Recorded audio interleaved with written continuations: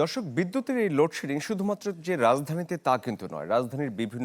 রাজধানীর বাইরে বিভিন্ন অঞ্চলে বিভিন্ন জায়গায় প্রচুর পরিমাণে লোডশেডিং হচ্ছে। সেই খবরগুলো আপনাদের জানাতে চাই।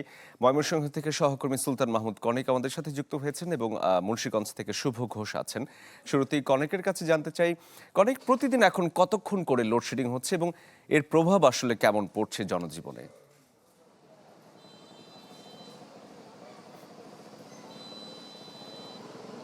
শরীফ, প্রতিদিন এলাকা ভিত্তিক লোডশেডিংটি সেটি কিন্তু দেওয়া হচ্ছে যে সমস্ত কর্তৃপক্ষ যারা আছেন, যেখান থেকে বিতরণ করা হচ্ছে বিদ্যুৎ, সেই জায়গা থেকে। যেহেতু বলে রাখি যে ময়মনসিংহ জোনের পিডিবির যে আওতায় 6টি জেলা রয়েছে, সেখানে প্রতিদিন প্রায় 200 থেকে 300 মেগাওয়াট পর্যন্ত বিদ্যুতের যে চাহিদা, যে ঘাটতি, সেই ঘাটতি কিন্তু রয়ে যাচ্ছে।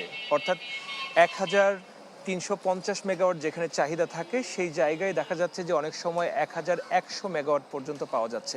অর্থাৎ পিডিবির এই যে চাহিদা এবং তার বিপরীতে যে ঘাটতি, সে কারণে এলাকা ভিত্তিক করে তারা কিন্তু মূলত লোডশেডিং দিচ্ছে। কোথাও কোনো জায়গায় 2 ঘন্টা, কোনো জায়গায় 3 ঘন্টা। তবে শহরাঞ্চলে যতটা না লোডশেডিং দেওয়া হচ্ছে, তার থেকে বেশি কিন্তু দেওয়া হচ্ছে গ্রামাঞ্চলে। অর্থাৎ পল্লী বিদ্যুতের আওতায় যে সমস্ত জায়গার গ্রাহকরা রয়েছেন, তারা আসলে এই ভোগান্তিটা অনেক বেশি পোহাতে হচ্ছে। এবং গ্রামাঞ্চলে সবচেয়ে বেশি যারা সমস্যার সম্মুখীন হচ্ছেন, যারা বৃদ্ধরা আছেন এবং শিশুরা যারা আছেন, অনেকে এই অতিরিক্ত গরম থেকে কিন্তু নানান ধরনের রোগে কিন্তু আক্রান্ত হচ্ছেন এবং হসপিটালগুলিতে সেই রোগীর কিন্তু চাপ কিন্তু বাড়ছে। শহরাঞ্চলে অনেকের ক্ষেত্রে আমরা যেটি দেখেছি যে প্রচুর যারা ব্যবসা বাণিজ্য করছেন, সে অনেককে আমরা দেখেছি যে বিদ্যুৎ না থাকলেও যদিও তাদের যেটি হচ্ছে যে খরচ বেশি হচ্ছে, কিন্তু অনেকের দোকানেই কিন্তু আইপিএস রয়েছে এবং জেনারেটর দিয়ে তারা সেই সমস্যাটি কিন্তু কিছুটা হলেও কাটানোর চেষ্টা করছেন, যদিও সেটি তাদের খরচের উপর দিয়ে যাচ্ছে। কিন্তু গ্রামাঞ্চলে যেটি হচ্ছে, যারা নিম্নয়ের যে সমস্ত মানুষজন আছেন, তারা কিন্তু ইচ্ছে করলেও তারা কিন্তু সেখানে জেনারেটর কিংবা আইপিএস ব্যবহার করতে পারছে না। ফলে ভোগান্তির মাত্রাটা কিন্তু সবচেয়ে বেশি পোহাতে হচ্ছে গ্রামাঞ্চলে যে সমস্ত মানুষজন আছেন তারা। পাশাপাশি যারা ক্ষুদ্র খামারিরা যারা আছেন, যারা এই বিদ্যুতের উপর ভরসা করে অনেক ধরনের খামার পরিচালনা করে থাকেন, তারাও কিন্তু এই ভোগান্তির শিকার হচ্ছেন। শরীফ, অনেক ধন্যবাদ আপনাকে। এবারে যেতে চাই শুভর কাছে। শুভ, আপনিও নিশ্চয়ই শুনছিলেন ময়মনসিংহের অবস্থা। আপনি একটি বিদ্যুৎ কেন্দ্রে আছেন, আমরা দেখতে পাচ্ছি। মুন্সিগঞ্জের কি অবস্থা জানতে চাই আপনার কাছে। নগদ নিয়ে এলো হার না মানা হার অফার। সর্বনিম্ন 10,000 টাকা রেমিটেন্স নগদে পাঠালে থাকছে স্বর্ণের হার জেতার সুযোগ। শরীফ, মুন্সিগঞ্জে একদিক থেকে লোডশেডিং, অন্য দিক থেকে তীব্র গ্যাসের সংকট, উভয়মুখী একটি বিপর্যস্ত পরিবেশের মধ্যে রয়েছে এখানকার মানুষ। আমরা স্থানীয়দের সাথে কথা বলেছি, তারা বিদ্যুৎ সংকট নিয়ে কিংবা ঘন ঘন লোডশেডিং কিংবা বিদ্যুৎ না থাকা নিয়ে যে ক্ষুব্ধ প্রতিক্রিয়া জানিয়েছেন, সেটি নিয়ে ব্যাখ্যা করা কঠিন। একই রকম অভিযোগ রয়েছে গ্যাস নিয়েও।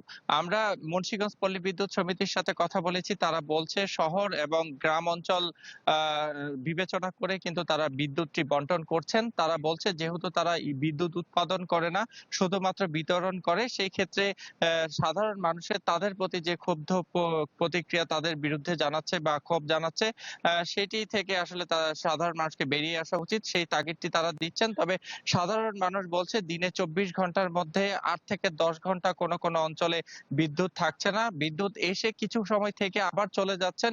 এটি তাদের বেশ ভোগান্তিতে ফেলছে। এই বিদ্যুতের সংকটের কারণে কিন্তু আসলে এখানকার যে ব্যবসা বাণিজ্য, কলকারখানার উৎপাদন সবকিছুই কম বেশি ব্যাহত হচ্ছে। তবে স্থানীয় পোল্ট্রি মুরগির খামার কিংবা অন্যান্য খামারে যারা গবাদি পশু লালন পালন করেন, তাদের যেমন ভোগান্তি পোহাতে হচ্ছে, একই রকম ভাবে ভোগান্তি পোহাতে হচ্ছে সরকারি বেসরকারি বিভিন্ন প্রতিষ্ঠানে। বিশেষ করে কলকারখানায় যখন বিদ্যুৎ না থাকে, সেখানকার শ্রমিকরা কিন্তু বেকার সময় পার করেন।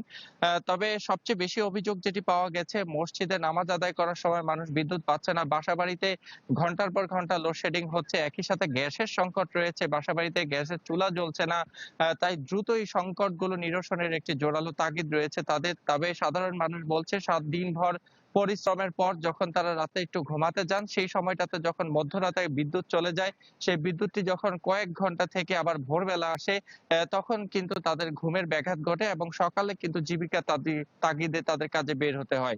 সব মিলিয়ে বিদ্যুৎ এবং গ্যাসের সংকটে এই জেলার মানুষের কিন্তু বেশ অনেকটা ভোগান্তি হচ্ছে। তবে দ্রুত এই সংকট কেটে যাবে সেই প্রত্যাশাও সাধারণ মানুষের রয়েছে। তবে পল্লী বিদ্যুৎ সমিতি বলছে প্রতিদিন 150 থেকে 200 মেগাওয়াট বিদ্যুতের চাহিদা থাকলেও সাপ্লাই পাচ্ছে মাত্র 120 থেকে 150 মেগাওয়াট, তাই 30 থেকে 50% বিদ্যুতের লোডশেডিং দিয়ে তাদের ঘাটতি মেটাতে হচ্ছে। শরীফ, শুভ, ধন্যবাদ আপনাকে। দর্শক, আমাদের সহকর্মীরা জানাচ্ছিলেন লোডশেডিং এর সার্বিক চিত্র।